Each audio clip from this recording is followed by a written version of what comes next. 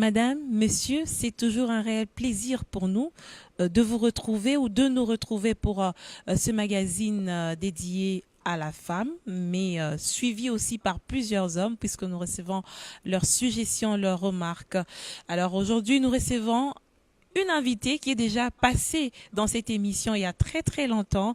Il s'agit de Madame, de la sœur Julie Tchinda Mwamba, servant de Dieu. Elle est servante de Dieu au travers les médias, servant de Dieu à l'église, promotrice de la chaîne Espoir TV. Elle est journaliste de formation aussi, donc une femme à plusieurs casquettes, femme mariée, épouse, mère aussi également. On va découvrir toutes ces casquettes de la sœur Julie Tchinda. Elle aime qu'on l'appelle sœur. Je ne veux pas vous dire pourquoi elle-même elle va répondre à cette question. Parce que j'ai eu quand même, je ne veux pas appeler menace, mais elle m'a prévenu, hein, déjà dès les débuts, de ne pas l'appeler maman Julie Tchinda. Alors que vous avez des enfants, vous êtes servante, ça veut dire que vous encadrez aussi des sœurs. Qu'est-ce qui se passe? Pourquoi vous n'aimez pas qu'on vous appelle maman? Ça vous fait vieillir? Oui, exactement. D'abord, merci de me recevoir. Oui. Je vous admire énormément, je tiens à le dire devant caméra. Vous faites un travail magnifique, c'est toujours un plaisir de vous suivre. Merci. Et depuis que je suis ici, j'ai eu l'occasion de vous suivre et c'est un bonheur d'être dans votre émission et de suivre dans votre émission. Alors, pourquoi je n'aime pas qu'on m'appelle maman Julie? Parce que tout simplement, je trouve que quand on appelle maman quelqu'un, ça met une certaine distance. Je pense que les personnes, en général, me respectent pour ce que je suis et pas en fonction du titre maman ou pas. Donc, je sais que je suis maman, je sais que je sers le Seigneur. Et voilà, Julie, m'appeler Julie, ça suffit. Je ne pense Ça pas vous que... dérange pas? Non, vraiment pas. Julie, c'est bon, c'est fluide. Mais maman Julie, c'est lourd. C'est lourd. On va s'y mettre, on va vous appeler Julie, on va vous appeler la sœur Julie, question Exactement. que nous soyons à l'aise sur ce plateau et que vous puissiez répondre à nos questions entre la dernière émission que vous avez, au fait, à laquelle vous avez participé ici et cette émission. Il y a eu quand même beaucoup de choses qui se sont passées de manière chronologique, on ne saura pas tout les énumérer, mais au moins on peut avoir une idée exacte. Qu'est-ce qui a été mis en place sur ce que vous avez eu à évoquer? Qu'est-ce qui a évolué? Qu'est-ce qui n'a pas avancé? Alors déjà, au niveau de la chaîne Espoir TV, nous avons évolué. On a fêté les 3 ans le 18 juin. Et on a eu un Félicitations, grand c'était un merci projet beaucoup. à l'époque. Oui, oui, tout à fait, c'était un projet. Et là, on a fêté les 3 ans, donc la chaîne est là. On a organisé un concert gospel à Bruxelles, donc en Belgique, là où je vis. Et il y a eu pas mal de monde et on était très heureux de pouvoir remercier le Seigneur en disant, voilà, jusqu'ici, tu nous as soutenus, Seigneur, et Espoir TV à 3 ans. Alors, il y a d'autres projets qui ont été lancés, notamment un projet dont on va parler tout à l'heure qui est Entre elles, parce que je ne sais pas si vous vous rappelez, je vous ai toujours dit que, voilà, moi, le souci, c'est la femme, l'épanouissement de la femme, et c'est pour ça que je suis tellement honorée quand des femmes me reçoivent. Je suis honorée de voir sur cette chaîne B1 autant de femmes. J'ai suivi votre émission, une de vos consoeurs qui a fait l'émission politique, je crois, des briefings. Oui, des briefings, que j'ai oui. beaucoup aimé Mamina également. Massengo. Voilà, que j'ai apprécié. Maman Dorcas, Maman qui fait ta Dorcas, grandeur. évidemment, qui est exceptionnelle. Elle donc, aime qu'on l'appelle Maman Dorcas, hein. eh oui, Maman Dorcas, que C'est je son salue. choix. Exactement. Et donc, c'est un plaisir pour moi de pouvoir mettre les femmes ensemble, travailler avec les femmes et de pouvoir encourager une femme. Parce que je pense qu'aujourd'hui, on a besoin des femmes. Sans les femmes, le monde ne va pas aller très loin. On a de nos besoin jours. de femmes, alors est-ce que les femmes comprennent elles-mêmes qu'on a besoin d'elles? Sinon, on aurait un autre résultat, sœur Julie. Je pense que justement, le problème, c'est que la femme a été tellement dénigrée, tellement rejetée, tellement rabaissée. La femme, on ne voit en elle que soit la mère, justement, la maman. Maman. On ne voit en elle que celle qui doit beaucoup supporter, qui doit s'occuper de ses enfants, qui doit C'est pas s'occuper faux de non son plus, mari. Non, bien sûr. Mais ça va au-delà de uniquement un rôle d'éducation au niveau de la maison. La femme, justement, c'est la base de la société. C'est celle que Dieu a utilisée justement pour mettre au monde, pour faire en sorte que la société puisse grandir. Donc je pense qu'il faut donner à cette femme cette vision d'elle, d'une identité très forte. pas en comparaison à l'homme, pas en rivalité de l'homme. Au contraire, à côté d'un homme, une femme peut faire énormément de choses et il faut qu'on donne à cette femme cette identité, cette place de femme qui peut faire des choses extraordinaires. Les hommes qui ont déjà assez évolué, qui s'imposent facilement dans la société, vous pensez que c'est eux qui vont nous donner cette identité, nous booster, ou nous devons aussi chercher une place? J'aime pas trop les mots combat parce que ça rend les choses un peu plus difficiles. Mais nous devons nous-mêmes nous créer une place, n'est-ce pas, Julie? Exactement, il faut se créer une place, mais bon, là, vous êtes créé une place, vous n'avez pas forcément poussé, donné des coups de coude à tous les hommes qui sont avec vous. Non, vous collaborez avec des hommes et en fonction de vos capacités, de ce que vous faites, de votre potentiel, eh bien, on l'a découvert et aujourd'hui, on sait que vous avez votre place. Je pense que la femme, à partir du moment où elle sera qui elle est, eh bien, on va découvrir ce qu'elle a en elle. Et quand on va découvrir ce qu'elle a en elle, on va la laisser faire. Il ne faut pas se battre. Non, il faut simplement s'affirmer en tant que femme, mais en sachant qui on est. Et quand on sait qui on est, eh bien, l'affirmation viendra d'elle-même, en fait. On va avoir on va dégager quelque chose. Parce que Dieu a mis en nous une onction, une capacité à faire quelque chose. Évidemment, il faut rester dans son couloir. Il faut rester C'est-à-dire quoi? Il faut rester dans ce qu'on est capable de faire. Il ne faut pas chercher à être Fezamika alors qu'on ne l'est pas. Il ne faut pas chercher à être Fezamika alors qu'on est Julie Tchenda. Okay. Il ne faut pas chercher à être journaliste si on ne l'est pas. Il ne faut pas chercher à être prédicatrice si on ne l'est pas. Il ne faut pas chercher à encadrer les femmes si ce n'est pas ce que Dieu a voulu qu'on soit. Mais à partir du moment où on sait exactement qui on est, comment savoir qui on est, il faut demander à Dieu. C'est la question que j'allais poser parce que c'est quand même une étape ultime de la vie. Bien sûr. La découverte de soi-même. Exactement. Comment se découvrir? Dans la prière. Il n'y a que le Seigneur qui peut nous aider. Moi, on dit souvent, les gens qui prient sont un peu, voilà, ils ont pas les pieds sur terre. Au contraire, moi, je crois que justement, le fait de prier, quand je dis prier, c'est parler à Dieu, c'est demander à Dieu, le Créateur. Qui suis-je?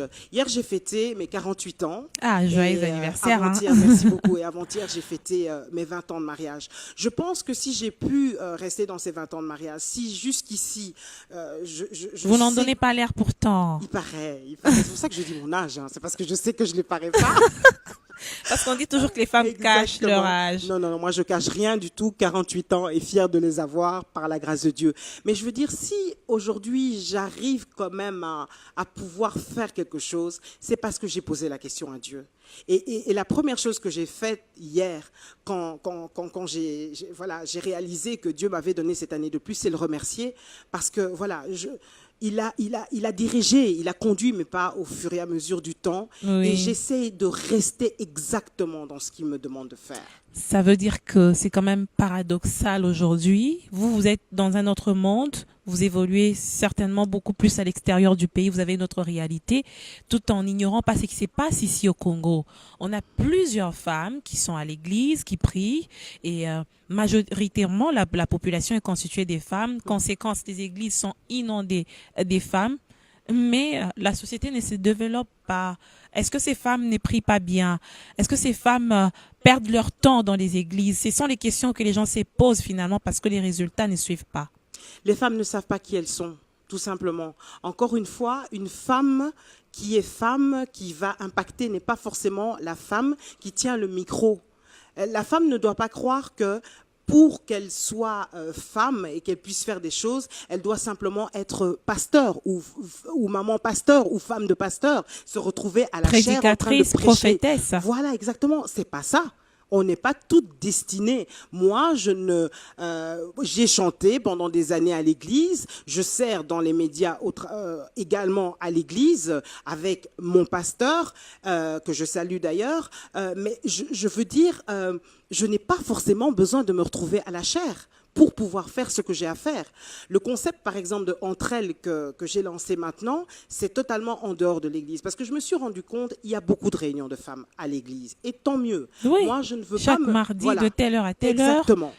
Et vous savez, quand on est à l'église, il y a un certain canevas. On peut aller, il y a certaines limites qu'on ne peut pas dépasser parce que c'est un certain cadre. Et je me suis rendu compte qu'il y a beaucoup de choses, de points qui ne sont absolument pas abordés dans les églises. Par exemple par exemple, un des points qu'on a abordé dans la première relation, la première édition de Entre elles, on a parlé, de la relation femme avec ses enfants.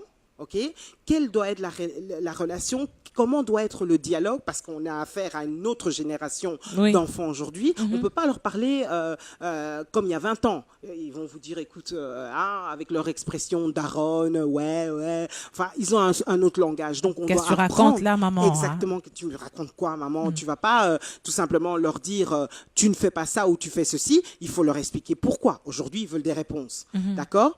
Et la deuxième chose qu'on a apportée, c'est justement cette femme multifonction, multisystème, mais comment elle s'organise? Alors, l'organisation, c'est pas seulement dire à la femme, réveille-toi à 5 heures du matin, prépare, etc. à ton mari. Non, c'est à plusieurs niveaux que la femme doit s'organiser. Et on doit rentrer dans les détails. Parce que sinon, comment on fait ça? Si on ne sait pas comment s'organiser, on gère quoi? Comment on fait pour gérer notre quotidien à du 200 à l'heure? Donc, je pense qu'il y a certains points qui peuvent être abordés dans l'Église, mais d'autres pas. D'autres points qu'on va aborder, c'est la question de la violence faite aux femmes.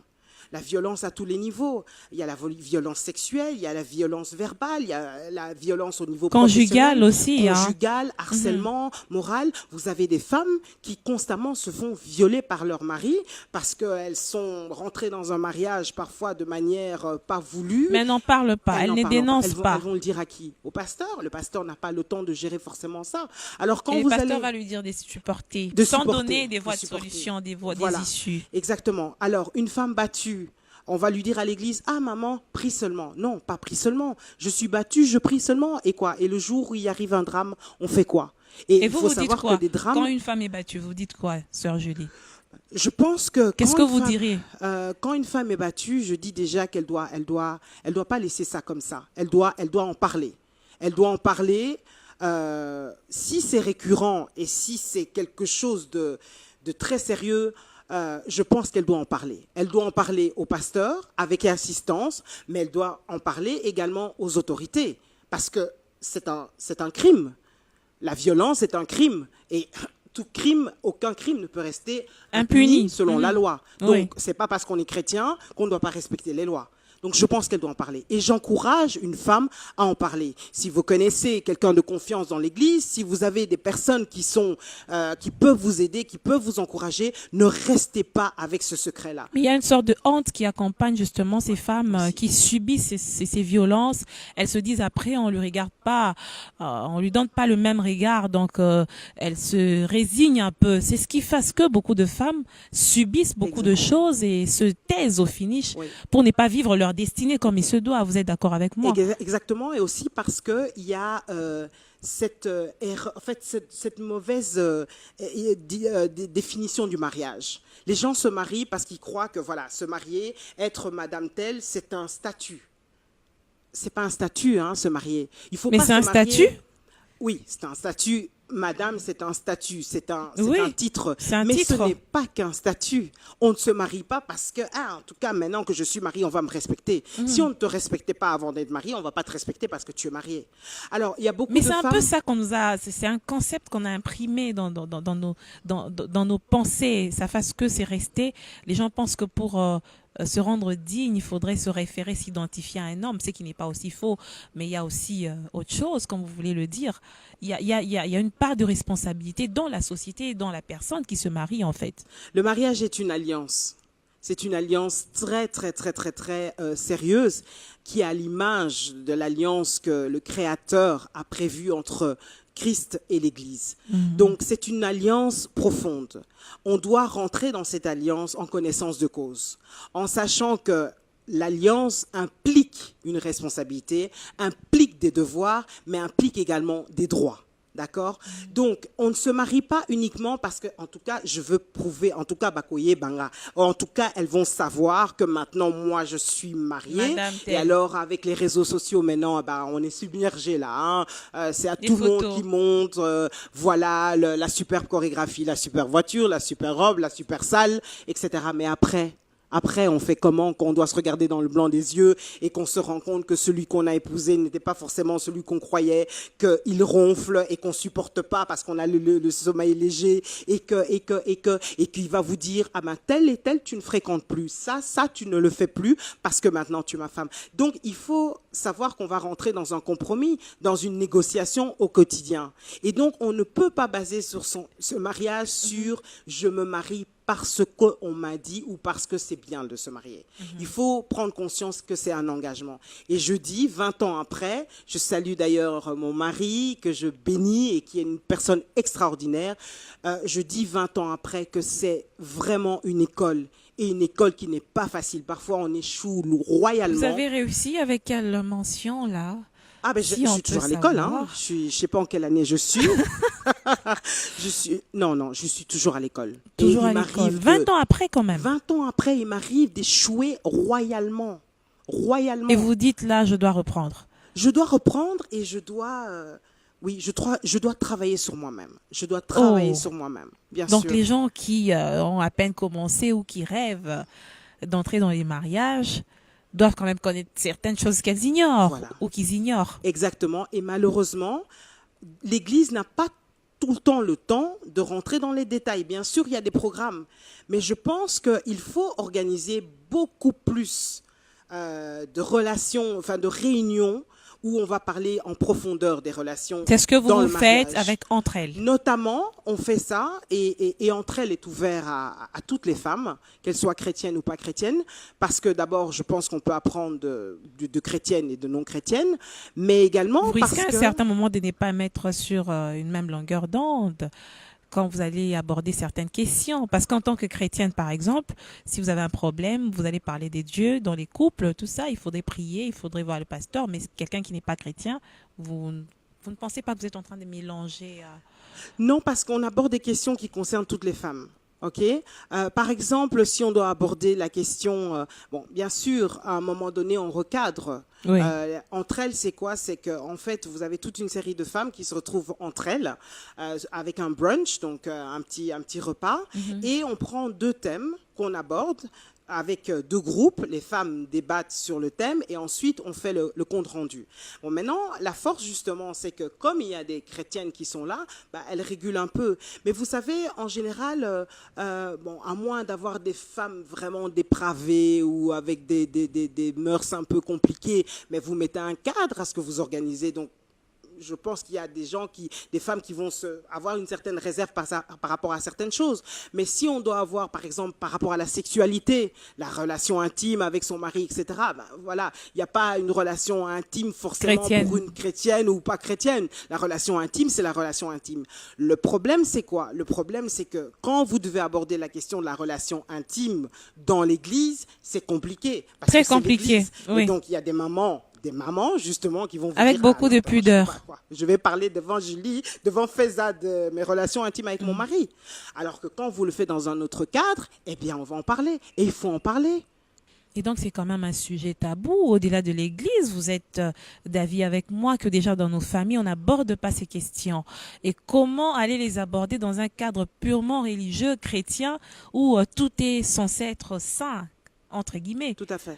Alors, c'est même pas un sujet tabou parce que c'est dans l'Église. Parce qu'il y a des églises francophones, enfin, je veux dire, non, pas francophones, mais avec des Occidentaux, des Blancs, Oui. des Américains, ils abordent ces questions-là. C'est parce qu'on est des Bantous et parce que dans notre culture Bantou, il y a des choses qu'on n'aborde pas.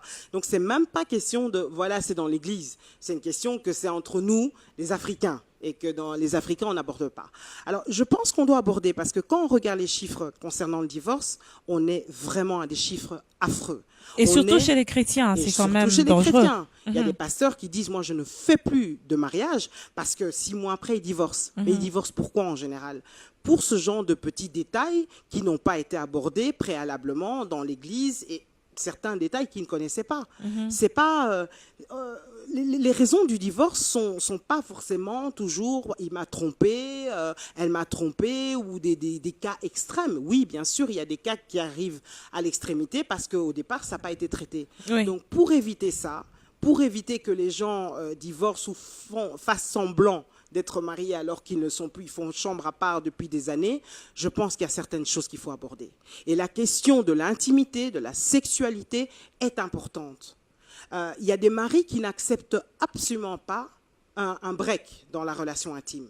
Alors Mais pourquoi? Parce que vous êtes venu chez moi, c'est pour faire quoi? Je parle en tant qu'homme, je me dis, je suis un homme. Vous êtes venu chez moi pour faire quoi? C'est pour me satisfaire. Exactement. Mais quand on a une femme qui travaille jusqu'à je ne sais pas quelle heure... Ça devient des concessions, mais il faudrait encore que l'homme soit d'accord. Mais justement, moi, je pense qu'un homme qui aime sa femme, il doit comprendre, et il comprend qu'à un moment donné, sa femme est fatiguée, elle ne peut pas. Elle peut pas. Et donc, forcément, vous avez des hommes qui disent, OK, chérie, il n'y a pas de problème, pour ce soir, il n'y a pas de problème, et qui va pourvu même pas qu'il n'aille pas voir ailleurs. Non, mais je pense qu'un homme qui se respecte et qui aime sa femme n'a pas besoin de voir ailleurs parce que sa femme est fatiguée et qu'elle ne peut pas le satisfaire. Pourvu encore que la femme ne donne pas des raisons tous les jours, Madame Julie. Non, bien sûr, pas tous les jours, mais une fois par semaine ou 2 fois par semaine. Enfin, le principe est de se dire tout simplement que l'homme peut accepter que la femme lui dise « Écoute, ce soir, je ne peux pas. Je suis fatiguée ou bien je ne me sens pas bien ou bien je n'ai pas forcément envie. » Il y a des hommes qui comprennent ça et il y a des hommes qui ne comprennent pas. Alors, quoi, il faut dire à la femme, OK, fais-le quand même. Mais c'est un péché quelque part parce que vous simulez, vous faites semblant. Alors quoi, ça c'est bien? Faire semblant? Non. Je ne pense pas que c'est ça que Dieu attend de la relation. Et il y a plein de petits détails comme ça. Aujourd'hui, nous, on a la chance en Europe d'avoir des maris. Mon mari, ben là, il est resté avec les enfants. Mon mari, il est exceptionnel, il fait le ménage. Il nettoie la maison, il fait le ménage. C'est l'environnement. Hein. Ici, on va dire que vous l'avez dominé. Mais voilà. Mais alors, ça, c'est des choses qui font que lorsque, au départ, on le sait, que, par exemple, le mari vous dit « Je ne toucherai jamais à la vaisselle, je ne t'aiderai jamais, tu peux aller travailler si tu veux, mais quand tu rentres, tu fais tout ce que tu as à faire parce que moi, je ne le ferai pas. » Je pense que ce sont des choses qui doivent être dites avant le mariage. Et quand il y a des problèmes dans le mariage pour ça, il faut en parler. Parce que ça peut être une cause de divorce. Entre elles, c'est quand même ce cadre d'échange en dehors de l'église où vous abordez les questions qui touchent les femmes. Vous avez déjà parlé d'une première édition. La deuxième, c'est quand? 26 janvier, donc à Bruxelles. Ça sera le 26 janvier. On va aborder d'autres thèmes avec les femmes avec lesquelles nous sommes. Et je suis heureuse parce que justement, les femmes qui sont venues à la première édition ont dit « Ah, mais ça nous a fait du bien de tout simplement être là, de pouvoir échanger, de pouvoir parler. » Et aussi le fait que souvent quand on organise des conférences, quand je dis en dehors de l'église, c'est parce que je ne veux pas rivaliser avec l'église. Je ne suis pas une maman pasteur, je ne suis pas prédicatrice, donc je ne vais pas dire que je fais les choses en parallèle à l'église. Je laisse à l'église sa responsabilité, ce qu'elle a à faire, et moi je fais ce que Dieu m'a dit de faire au travers des médias, mais au travers de ces réunions de femmes aussi. Et une des choses qui a été formidable, c'est qu'on n'a pas voulu simplement dire « Ok, femmes, vous asseyez, vous écoutez ». Non. Elles ont à un moment donné écouté, mais elles ont pu aussi prendre le micro et parler. Et c'était formidable de se rendre compte que des femmes qui n'ont jamais l'habitude de parler, quand vous laissez parler, elles vous disent des choses extraordinaires. Des choses extraordinaires. Est-ce que les résultats entre la première et la deuxième édition sont satisfaisants, à la hauteur de vos attentes? Ce qui est formidable, c'est qu'il y a beaucoup de femmes qui m'ont contacté après en disant « Ok, c'est quand la prochaine édition, c'est quand la prochaine édition ?» Donc je pense qu'on sera quand même beaucoup plus.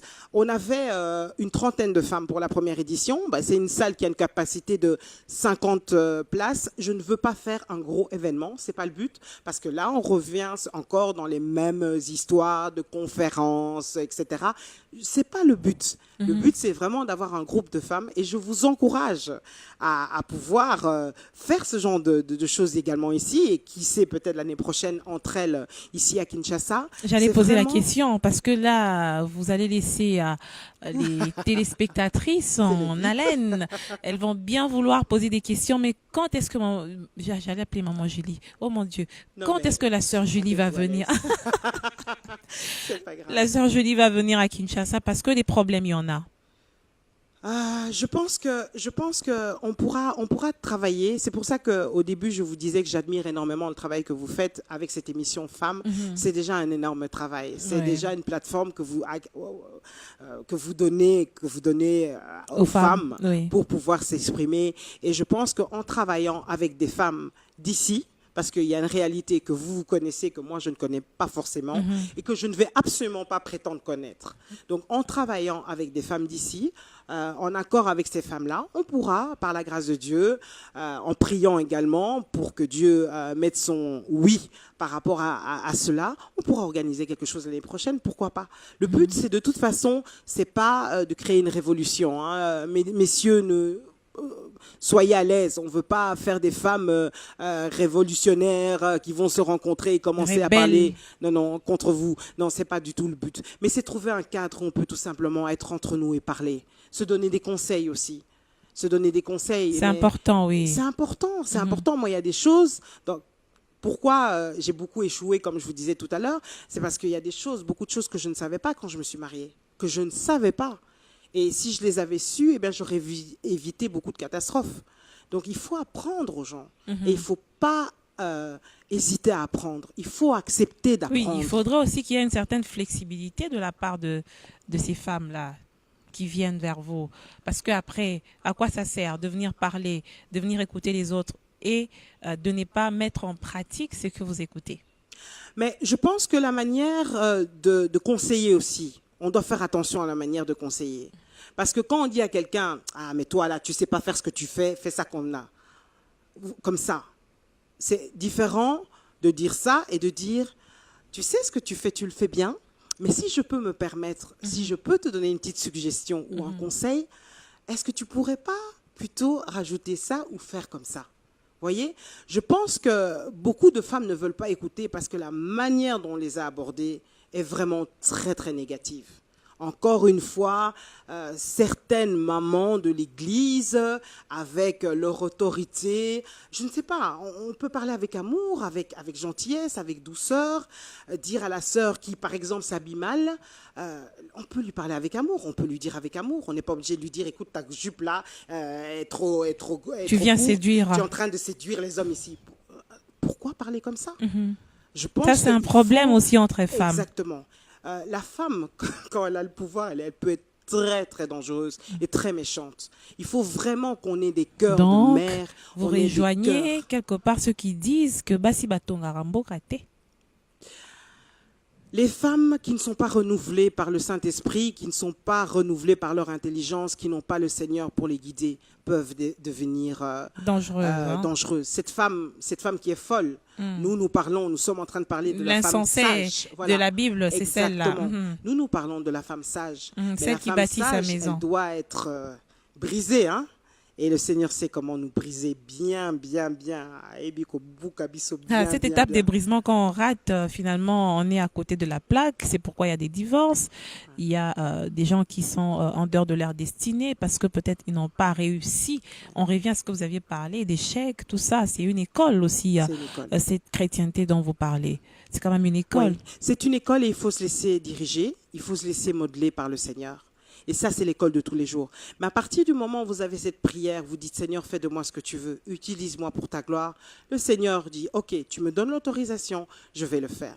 Mais quand on n'en fait qu'à sa tête, finalement, on ne pourra même pas servir le Seigneur parce qu'il ne va pas agréer notre offrande, il ne va pas agréer notre service. Et là, vous allez voir des ministères, tels qu'ils soient, aussi grands qu'ils soient, qui vont tomber parce que Dieu n'est pas là.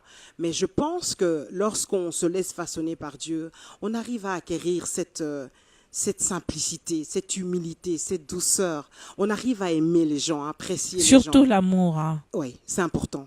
Par moments, ça manque à l'église. Vous Ça aviez manque évoqué beaucoup. ça sous une autre forme, la manière d'aborder. Quand on a l'amour, c'est vrai qu'il y a beaucoup de choses qui vont de soi. On Exactement. se supporte aussi. hein. On se supporte. Et on doit se supporter. Parce que Dieu nous a supportés. On n'est pas parfait. Et il continue à Vous nous parlez supporter. bien de Dieu. hein. C'est Pardon? Dieu. C'est Dieu qui nous C'est a Dieu, mais supportés. nous sommes Mais nous, on a à un cœur l'image. humain. On est à l'image de Dieu. Et on doit représenter Dieu sur terre. Si nous, on ne représente pas Dieu sur terre, qui va le représenter? Nous sommes sa création, mais nous sommes à son image. Donc, avant tout, être chrétien, si je peux donner la définition du chrétien, c'est être comme Christ et c'est être disciple, donc c'est-à-dire de faire exactement ce qu'il faisait. Et une des choses qu'il faisait, c'est il aimait. Il ne jugeait pas, il ne condamnait pas. Maintenant, il ne faut pas accepter parce qu'il y a aussi ce problème-là. Ah, il ne faut pas juger, il ne faut pas juger, donc il faut tout accepter. Non, non, non, non, non. Mais c'est la manière dont on va aborder. Dire le mal reste mal. Mais la manière dont on va dénoncer le mal sera avec amour. Comme quand on parle à nos enfants, quoi. Il y a cet amour-là. Et on doit retrouver ça dans l'Église. Sœur Julie Tchenda, vous aviez lancé Espoir TV il y a 3 ans. 3 ans que ce bébé est en train déjà de marcher. Il est en train de porter des fruits. Êtes-vous satisfait de l'évolution de cette initiative? Oui, bon, bien sûr, on aimerait que ça aille beaucoup plus vite, mais encore une fois, Dieu fait les choses en son temps. Une des choses que j'ai remarqué, c'est que les médias chrétiens, quand on décide, on choisit de faire un média chrétien, on est confronté à pas mal de choses. Parce qu'on fait un choix et voilà. Certains choix dans un certain milieu ne sont pas toujours faciles à assumer.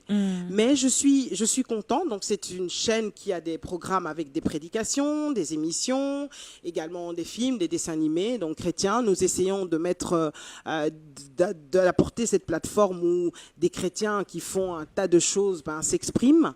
J'aimerais que ça aille beaucoup plus vite, mais finalement, je me rends compte que Dieu sait ce qu'il fait et ça va. Franchement, l'évangélisation à travers les médias, c'est pas chose facile, vous aviez dit, mais c'est un choix que vous avez fait. Qu'est-ce qui a motivé votre choix?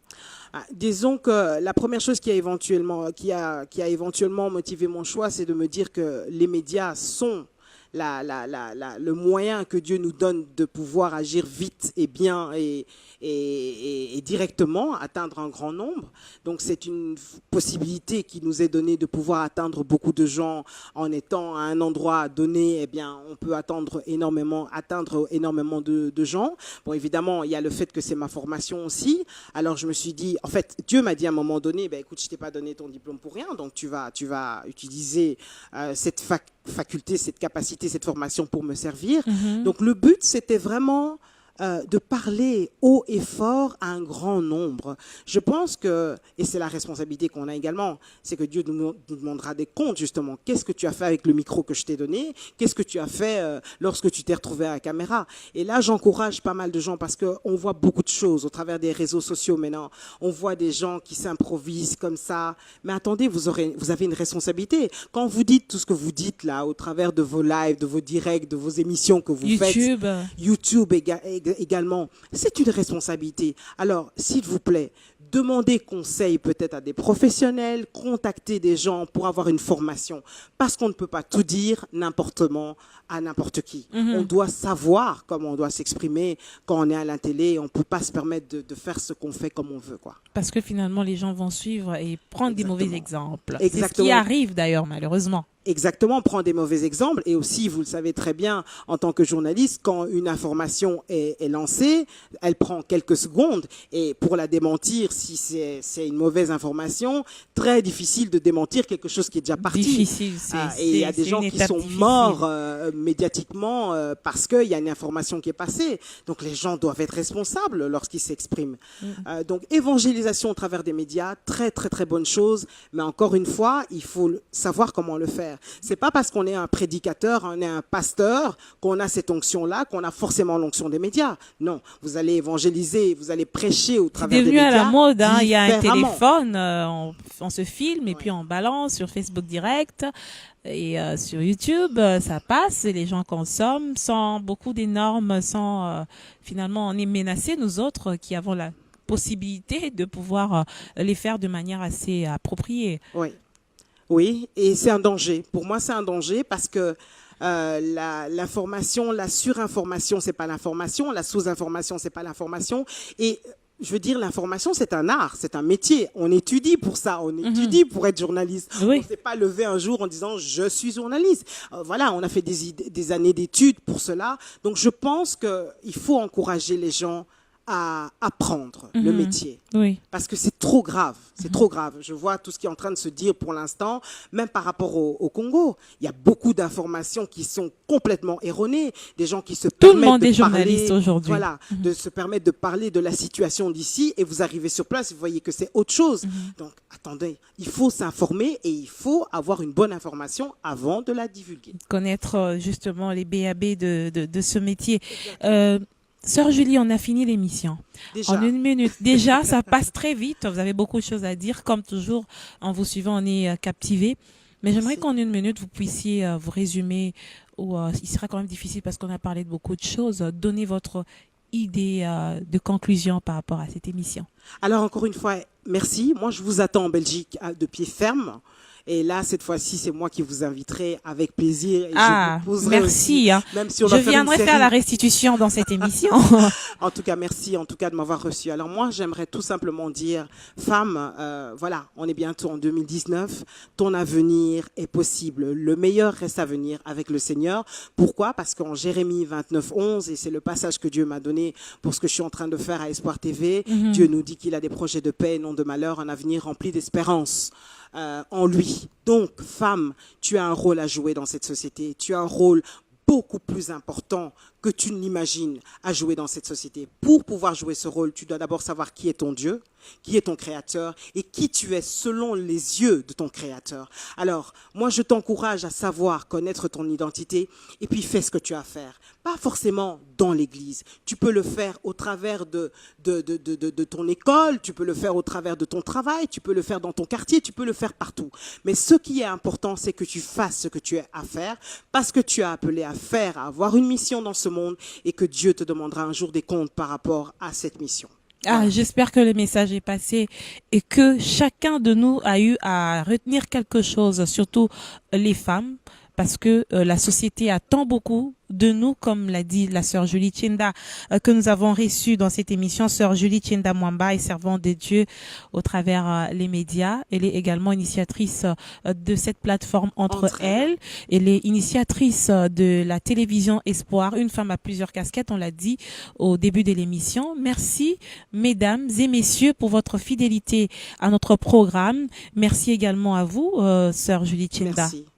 Et j'aimerais saluer mon mari. Merci, chérie, de m'avoir permis de venir au Congo, de m'avoir permis d'assister, de participer à cette émission. Merci pour tout. Que Dieu te bénisse. Ah, le message est passé. Hein. Merci à vous également, chers téléspectateurs.